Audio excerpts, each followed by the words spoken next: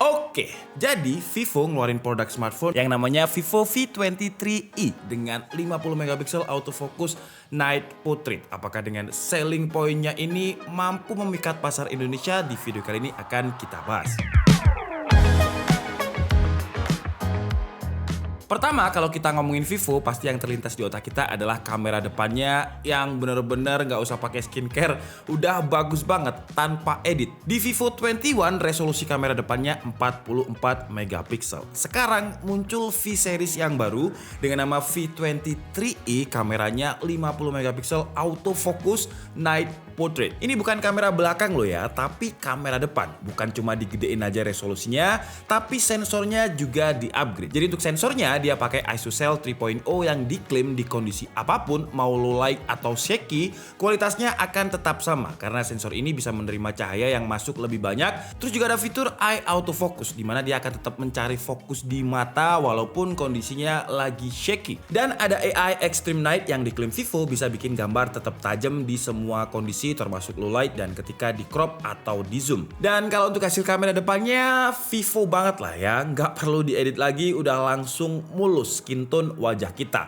Dan untuk klaim yang katanya gambarnya tajam, ketika saya foto sama box Vivo dan di zoom di bagian specification tulisannya ini masih bisa kebaca dengan baik walaupun emang nggak setajam bagian muka karena eye autofocusnya yang mencari fokus di mata tadi, jadi gambarnya lebih fokus ke muka. Kalau untuk kamera belakang konfigurasinya triple kamera dengan 64 megapiksel night kamera, terus ada 8 megapiksel super wide angle kamera dan 2 megapiksel super makro kamera. Kalau keadaan cahayanya cukup, nggak ada masalah yang berarti. Kualitasnya masih oke dengan warna yang juga cukup, nggak terlalu over saturasi. Contohnya tekstur daun yang ada di foto ini, detail air bekas hujannya masih terlihat. Kalau kita zoom, urat-urat daunnya juga masih terlihat cukup jelas. Tapi kalau kondisinya low light, ada perubahan kualitas. Dengan 8 megapiksel super wide angle akan agak sedikit gelap.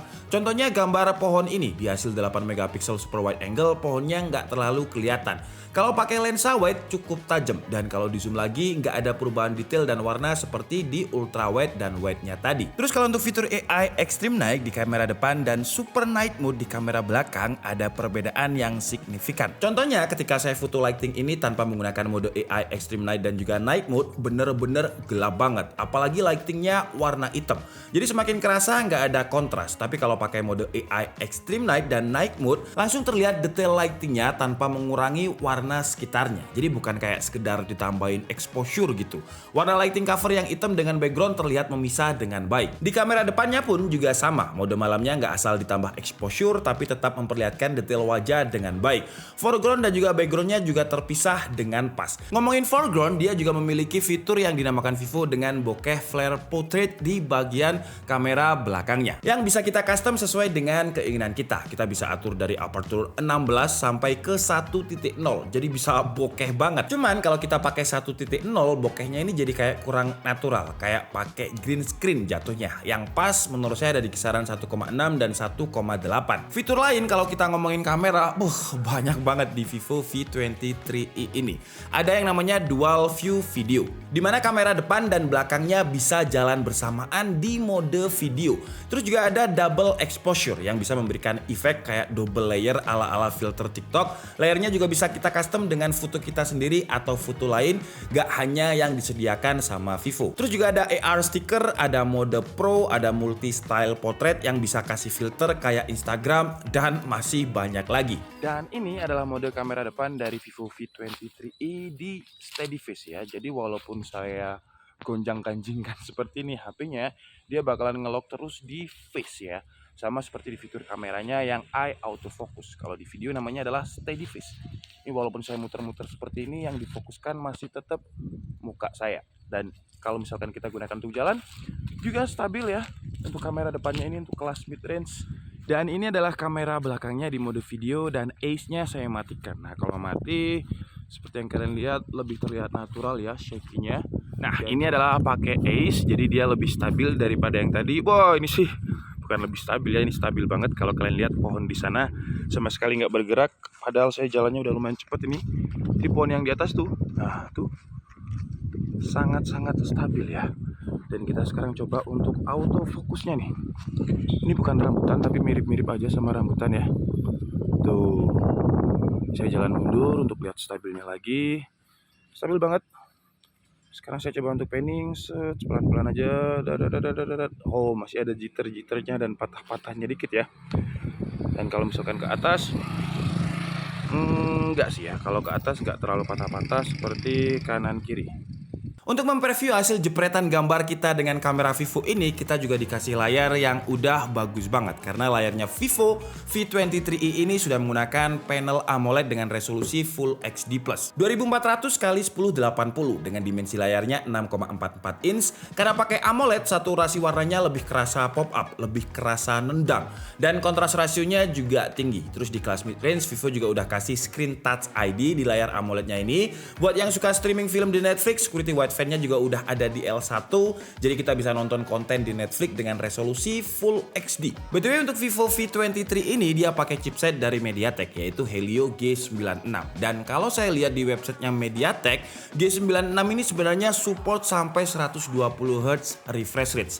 Sayangnya untuk Vivo V23i ini kita dikasih refresh rate 60 Hz. Dan kalau kita lihat di pasaran, MediaTek Helio G96 ini masih belum banyak yang pakai. Jadi MediaTek Helio G96 ini memiliki fabrikasi 12 nanometer dengan 8 core. 2 core-nya prosesor kenceng dengan ARM Cortex A76 2,05 GHz dan 6 core ARM Cortex untuk core efisiensinya yang jalan di 2 GHz berbasis A55. Untuk GPU-nya dia pakai Mali G57MC2, memori RAM-nya seperti biasa ciri khasnya Vivo dengan 8 GB plus 4 GB extended RAM dengan swap memory management. Dan dengan swap memory managementnya ini, Vivo V23i sanggup membuka 25 aplikasi sekaligus tanpa lag. Wah, gila ya, kalau buat multitasking udah oke banget.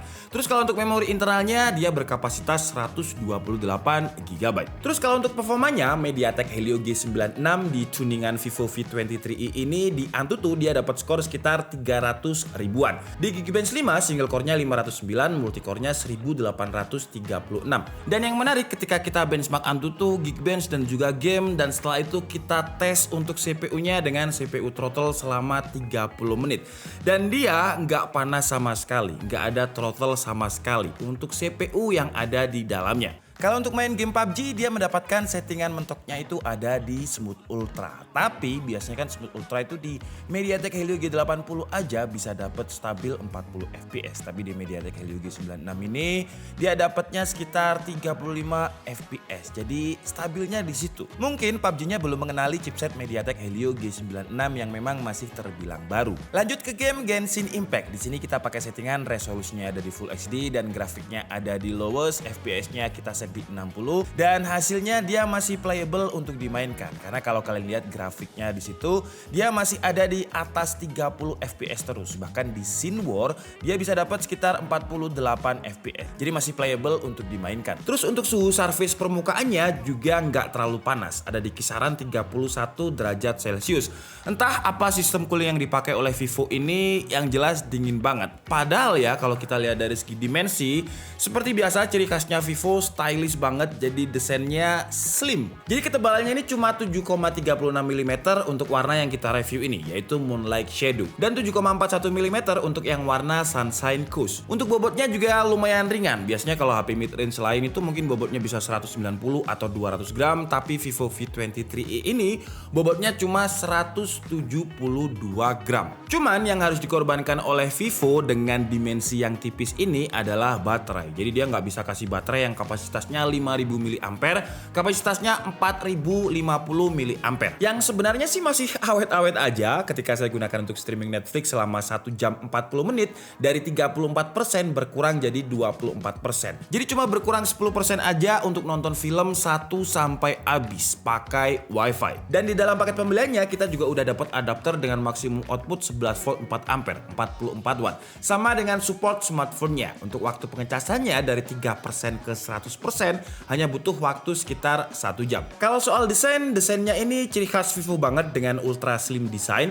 Bedanya dengan Vivo V21, bingkai kameranya berubah. Kalau dulu 1 di atas, 2 di bawah dengan flash ada di bawah juga. Sekarang triple kameranya berjajar. Dengan flash ada di samping, terus untuk lensa ketiga yang paling bawah itu dikasih garis lagi biar nggak terlalu flat. Kalau untuk warnanya yang kita bahas ini namanya adalah Moonlight Shadow dengan ceramic coating dan juga finishing mirror. Jadi kesannya tampilannya itu mewah banget karena ada kesan glossy dan juga reflektifnya ini. Portnya pun juga udah ala-ala flagship karena di bagian bawahnya nggak ada audio jack. Jadi adanya Type-C dan speaker mono di bawah. Cuman di dalam paket pembeliannya kita masih dapat earphone yang pakai audio jack, terus dapat dongle Type-C to audio jack. Terus kalau untuk OS-nya, Vivo V23i ini sudah menggunakan Vantage OS 12 yang memang disiapkan untuk Android 12. Dan di Vantage OS 12 ini ada widget baru dengan UI baru juga, terus ada Nano Music Player juga. Sekarang kalau kita tarik menu control centernya ada pilihan untuk NFC multifunction. Jadi bukan hanya digunakan untuk melihat saldo e-money.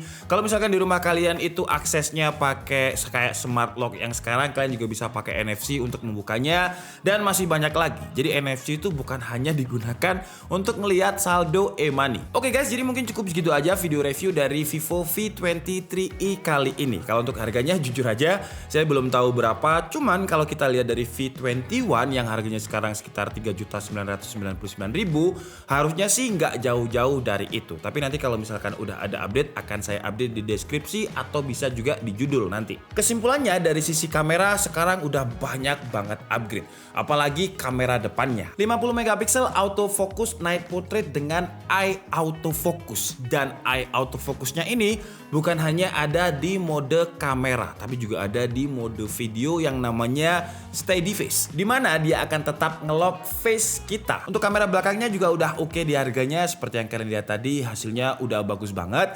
Cuman pas night mode aja akan terjadi perubahan warna, tapi itu biasa di HP flagship pun juga seperti itu. Terus juga masih banyak banget fitur kamera buat kalian yang suka main-main dengan filter dan juga editing yang simple. Gak butuh ilmu yang expert banget. Hasil fotonya juga terlihat bagus di Vivo V23i ini dengan panel AMOLED-nya. Baterainya sih masih standar mid-range, tapi adapternya kenceng banget dengan 44 watt flash charge. Sensor-sensor lengkap seperti NFC dan juga gyro juga ada. Untuk OS-nya juga udah pakai Vantage OS 12 yang memang disiapkan untuk Android 12 dan performanya juga meningkat dengan MediaTek Helio G96 ini. Kalau untuk kekurangannya buat kalian yang mungkin masih suka pakai audio jack, ya dia nggak ada, tapi kita dikasih dongle dan earphone free. Terus walaupun udah Vantage OS 12, saya coba update Android-nya masih belum kebagian Android versi 12. Mungkin masih beberapa bulan ke depan. Dan untuk kekurangan lain menurut saya adalah vibration haptic feedback-nya yang masih kerasa mid-range. Coba kalau misalkan dibikin ala-ala flagship, karena menurut saya pribadi ya, motor vibration feedback itu penting.